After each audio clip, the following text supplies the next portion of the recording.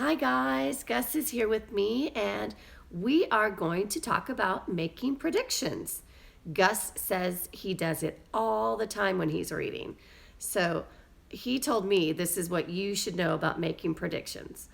Making predictions, guys, is basically taking a part in your story and making a guess of what's going to happen next.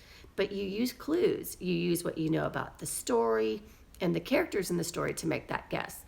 So last week we talked about making inferences, and basically that's the same thing. We take what we know about the characters in the situation, we put ourselves in their shoes, and we add it to our own knowledge, and we made a guess about how a character was feeling, or maybe a character trait based on what they were saying and doing. So making an inference is like making a prediction. In fact, when you make a prediction, you are making an inference. You're guessing to yourself, well, I think this is going to happen because of my own life experiences and what I know about the character. So if we were like reading an imaginary story, let's just pretend we are going to read a story about Frog and Toad, and I'm going to make this story up. But Frog and Toad, we know about them and how they act in different situations. So let's just pretend that a hot air balloon magically appears in the woods where they live. And all the animals are abuzz about what this thing is. And they find out, oh my goodness, we can take a ride on this and see our world from above. Something that's a once in a lifetime opportunity for an animal in the woods. Which character, Frog or Toad, do you think would jump on that opportunity?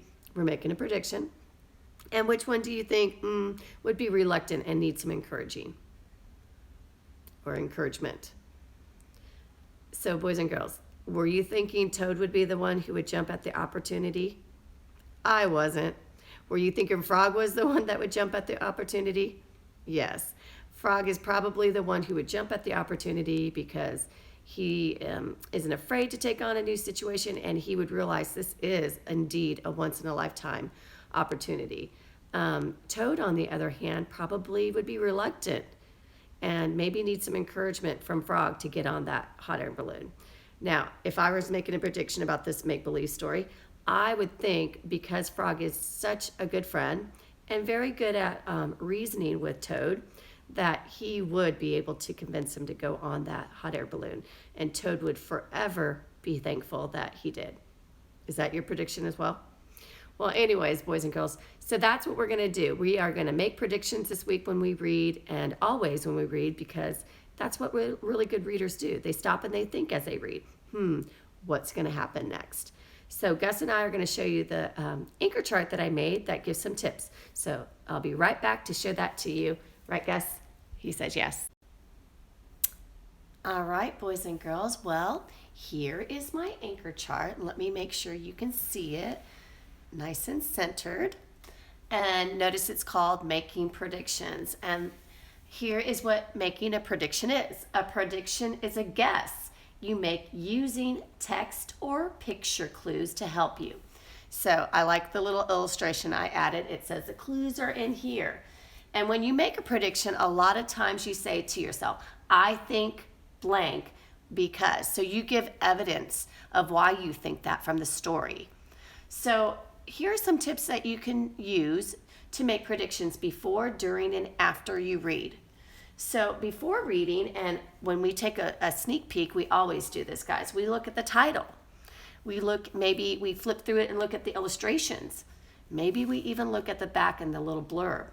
And we get an idea of what the story is going to be about. So I did a little illustration, bad apple. So kind of reminded me of the bad seed. So I just made it the bad apple.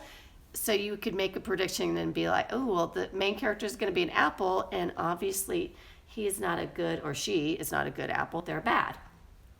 So while you're reading, you do this all the time, and it could be a chapter book, and you stop and think several times throughout the chapter and before the next chapter, or it could just be your picture book that you're reading, and you stop and think several times through your reading. But you stop and you predict what will happen next, and you base that, boys and girls, on the clues that we said. You use the clues from the story, the pictures, and your own knowledge about maybe what you would do if you were in the character's shoes.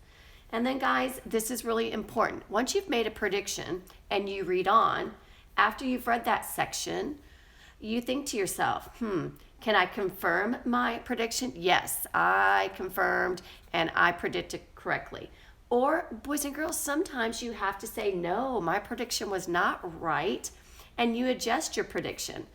That's something that's gonna happen. Let me tell you, because I've made predictions when I've been reading my stories, my own books, and something different happened. The author, threw in a twist I wasn't expecting.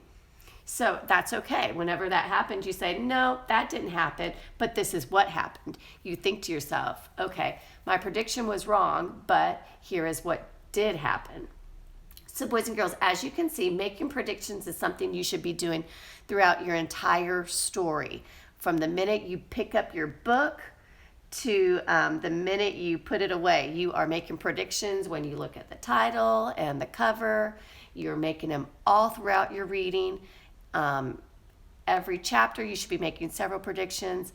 If it's a picture book, you definitely make predictions when the characters face problems and how do they tackle them. And then after you've read, when you've made a prediction, you think to yourself, oh yeah, I was right.